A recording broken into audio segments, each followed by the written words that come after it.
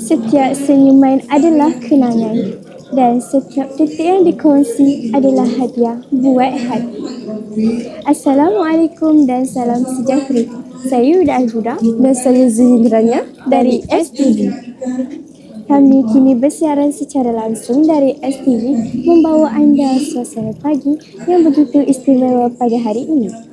Suasana di Dewan Terbuka ini sangat meriah. Para pelajar dan guru turut tapi cantik dengan pakaian hari raya yang berwarna-warni menambahkan lagi kemeriahan pada pagi ini.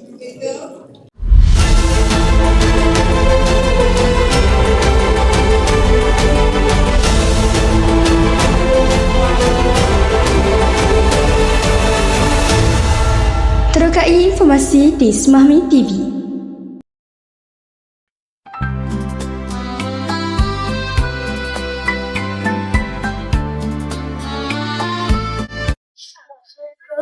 Hari ini berlangsung jamuan Hari Raya Semahmi dan pada masa yang sama, majlis yang penuh memaknai buat Cikgu Rafidah dan Puan Zaitifah. Majlis ini diadakan sebagai tanda penghargaan dan kasih sayang atas segala jasa mereka dan pengorbanan sepanjang mereka berkhidmat di sekolah ini. Kebersamaan menguruskan lobi. Sampailah kerja-kerja di Alhamdulillah, ya saya dapat mengajar tetapi hanya sebulan je tingkatan 5 dengan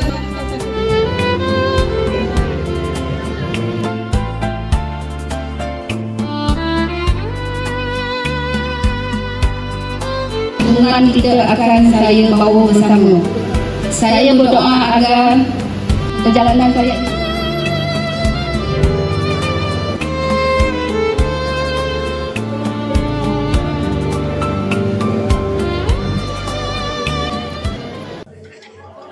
Kalau dilihat sekeliling, suasana begitu meriah. Para pelajar dan guru-guru ceria mengambil peluang untuk bergambar, beramah mesra dan merakam kenangan manis bersama.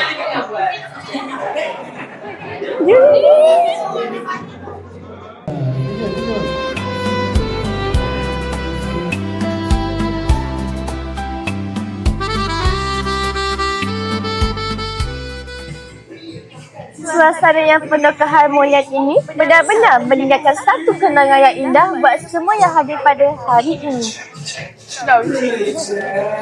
Ambil. Ini ya.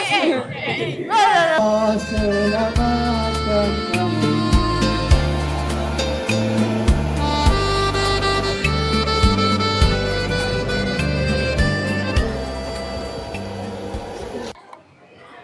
Yang menariknya, senyuman pelajar-pelajar, gelagat mesra guru-guru menambahkan lagi kemeriahan majlis ini. Terasa betul keindahan Hari Raya. Kan Zui? Betul tu. Dan momen ini pastinya akan menjadi menyentuh hati. Ia akan menjadi satu kenangan yang indah dan pasti akan dikenang. Detik sebegini jarang kita alami. Jadi sewajarnya untuk kita menghargai setiap saatnya.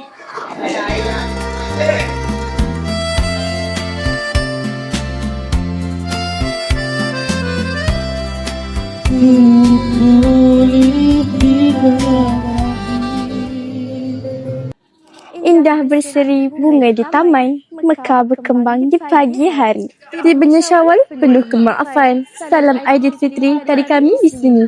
Dengan ini kami mengucapkan selamat Hari Raya Aidilfitri. Mohon maaf zahir dan batin. Saya Widat dan saya Zuyi, terkait informasi di STV.